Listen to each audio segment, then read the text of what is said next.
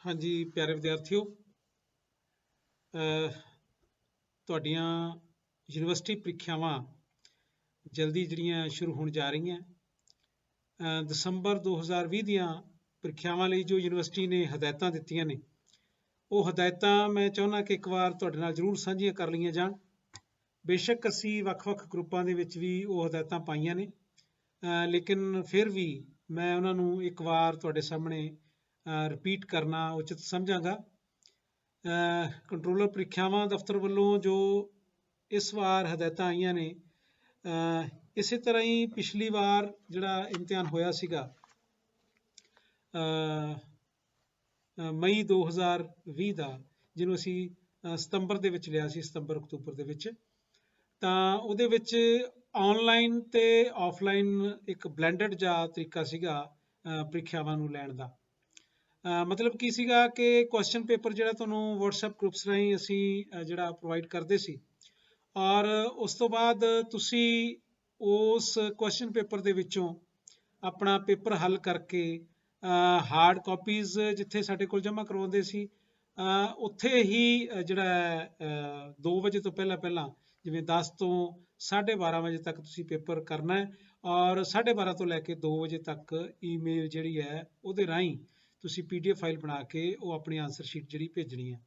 ਇਸ ਤੋਂ ਇਲਾਵਾ ਅਸੀਂ ਇੱਕ ਹੋਰ ਵੀ ਜਿਹੜਾ ਨਾਲ ਹਾਰਡ ਕਾਪੀ ਜਿਹੜੀ ਹੈ ਤੁਹਾਡੇ ਤੋਂ ਜਮ੍ਹਾਂ ਕਰਵਾਉਣੀ ਹੈ, ਉਹ ਵੀ ਜਿਹੜੀ ਹੈ ਤੁਸੀਂ ਜਿਹੜੇ ਪਿਛਲੇ ਵਿਦਿਆਰਥੀ ਹੈ ਉਹਨਾਂ ਤੋਂ ਤੁਸੀਂ ਪੁੱਛ ਸਕਦੇ ਹੋ। ਤੁਹਾਡਾ ਇਹ ਪਹਿਲੀ ਵਾਰ ਇਸ ਤਰ੍ਹਾਂ ਦਾ ਤਜਰਬਾ ਹੈ, ਕਿਉਂਕਿ ਪਿਛਲੀ ਵਾਰ ਤੁਹਾਨੂੰ ਵੈਸੇ ਹੀ ਪ੍ਰਮੋਟ ਕਰ ਦਿੱਤਾ ਗਿਆ ਸੀ, ਪਰ ਇਸ ਵਾਰ ਤੁਹਾਨੂੰ ਇਹ ਪ੍ਰੀਖਿਆ ਦੀ ਜਿਹੜੀ ਹੈ ਕਸੌਟੀ ਇਹਦੇ ਵਿੱਚੋਂ ਲੰਘਣਾ ਪਏਗਾ।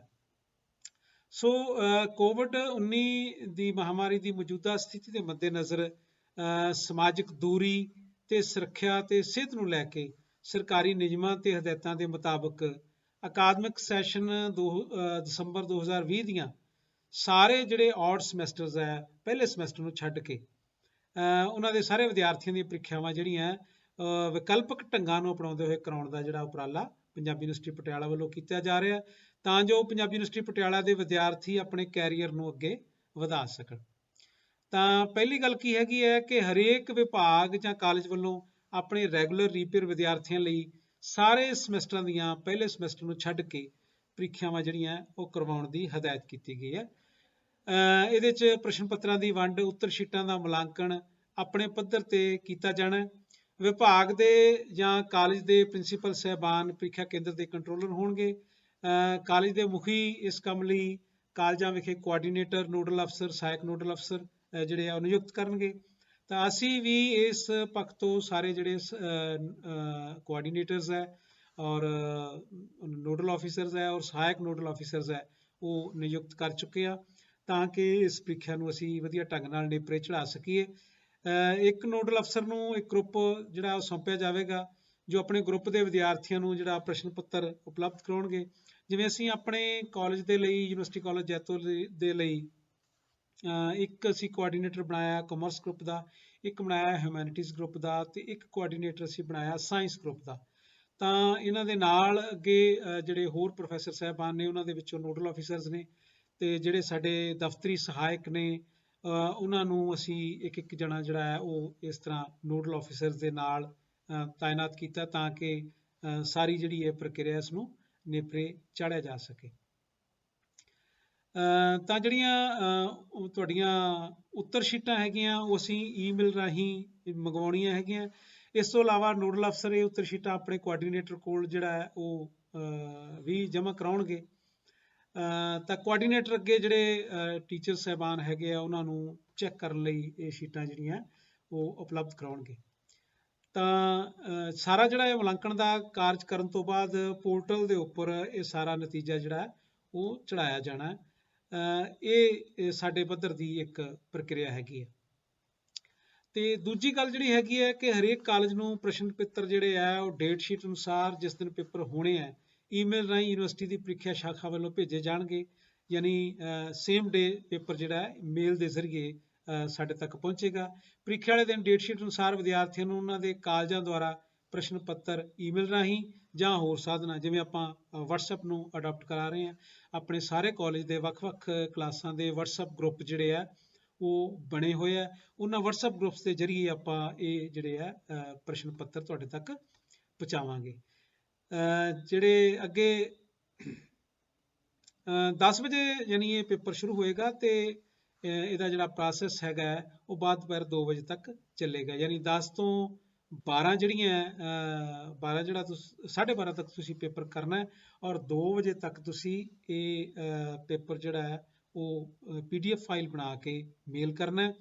ਔਰ ਜਿਹੜੀ ਅਸਲ ਤੁਹਾਡੀ ਹਾਰਡ ਕਾਪੀ ਹੈ ਜਿਸ ਦੇ ਉੱਪਰ ਤੁਸੀਂ ਪੇਪਰ ਕੀਤਾ ਹੈ, ਉਸ ਪੇਪਰ ਨੂੰ ਤੁਸੀਂ ਯੂਨੀਵਰਸਿਟੀ ਕਾਲਜ ਜੈਤੋ ਦੇ ਗੇਟ ਕੋਲ ਸਾਡੇ ਜਿਹੜੇ ਸਿਕਿਉਰਿਟੀ ਗਾਰਡ ਨੇ ਉਹ ਤੁਹਾਡਾ ਜਿਹੜਾ ਆਨਸਰ ਸ਼ੀਟ ਲੈਣ ਵਾਸਤੇ ਰਿਸ਼ੂ ਕੁਮਾਰ ਹੈ ਜਾਂ ਸਾਡਾ ਜਗਮੀਤ ਸਿੰਘ ਹੈ ਉਹ ਤੁਹਾਡਾ ਇੰਤਜ਼ਾਰ ਕਰਦੇ ਹੋਣਗੇ। ਤੇ 5 ਵਜੇ ਤੋਂ ਪਹਿਲਾਂ ਪਹਿਲਾਂ ਤੁਸੀਂ ਉਹ ਸ਼ੀਟ ਜਿਹੜੀ ਹੈ ਉਹ ਸਾਡੇ ਕਾਲਜ ਦੇ ਇਹਨਾਂ EMPLOYEES ਨੂੰ ਲਿਆ ਕੇ ਦੇ ਦੇਣੀ ਹੈ। ਅੱਛਾ, ਅਗਲੀ ਗੱਲ ਜਿਹੜੀ ਹੈਗੀ ਹੈ ਕਿ ਕਾਲਜਾਂ ਦੇ ਪ੍ਰਿੰਸੀਪਲ ਨੂੰ ਬੇਨਤੀ ਕੀਤੀ ਗਈ ਹੈ ਕਿ ਉਹਨਾਂ ਵੱਲੋਂ ਨਿਯੁਕਤ ਕੀਤੇ ਕੋਆਰਡੀਨੇਟਰ, ਨੋਡਲ ਅਫਸਰ, ਸਹਾਇਕ ਨੋਡਲ ਅਫਸਰ ਬਾਰੇ ਜਿਹੜੀ ਜਾਣਕਾਰੀ ਹੈ ਉਹ ਯੂਨੀਵਰਸਿਟੀ ਦੇ ਪੋਰਟਲ ਤੇ ਉਪਲਬਧ ਕਰਾਉਣ ਦੀ ਸਾਨੂੰ ਹਦਾਇਤ ਹੈ, ਜਿਹੜਾ ਅਸੀਂ ਕਰਵਾ ਚੁੱਕੇ ਹਾਂ।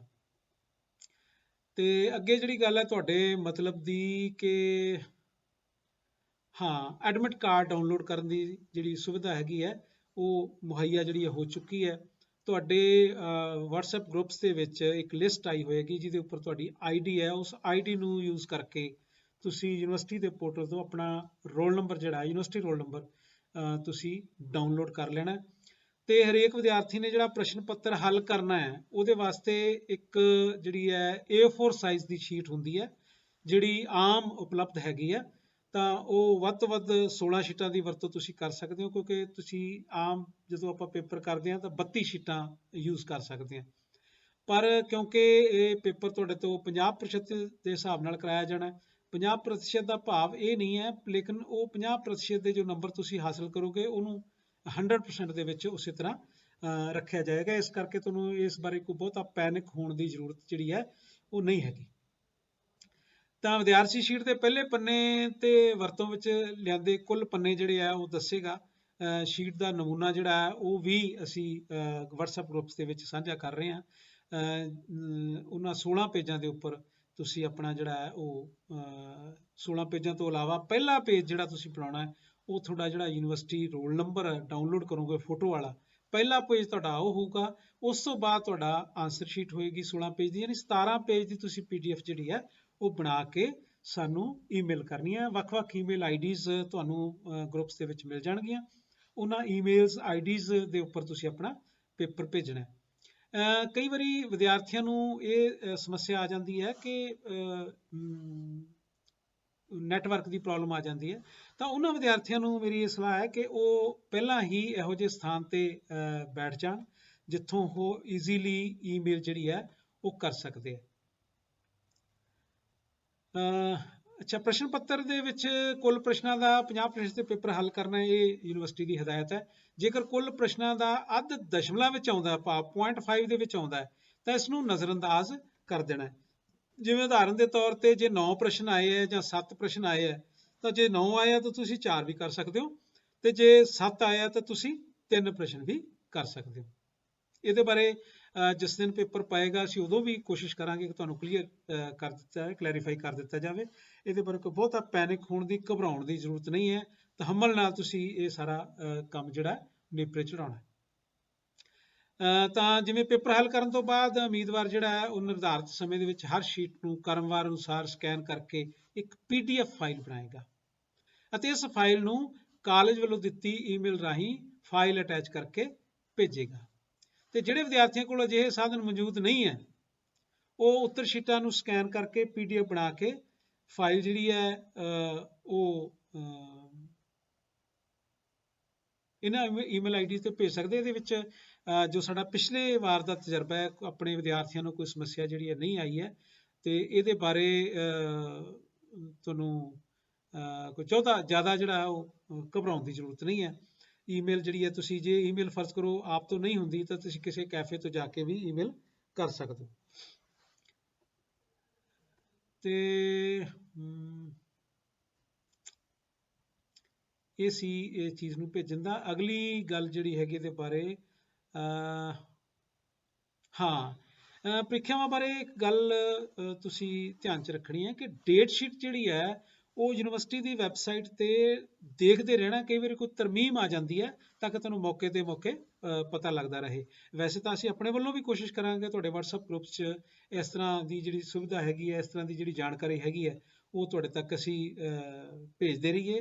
ਲੇਕਿਨ ਫਿਰ ਵੀ ਤੁਸੀਂ ਆਪ ਵੀ ਯੂਨੀਵਰਸਿਟੀ ਦੀ ਜਿਹੜੀ ਇਹ ਹੈਗੀ ਹੈ ਵੈਬਸਾਈਟ, ਉਹਦੇ ਉੱਤੇ ਤੁਸੀਂ ਇਸ ਚੀਜ਼ ਦਾ ਧਿਆਨ ਰੱਖਣਾ ਹੈ।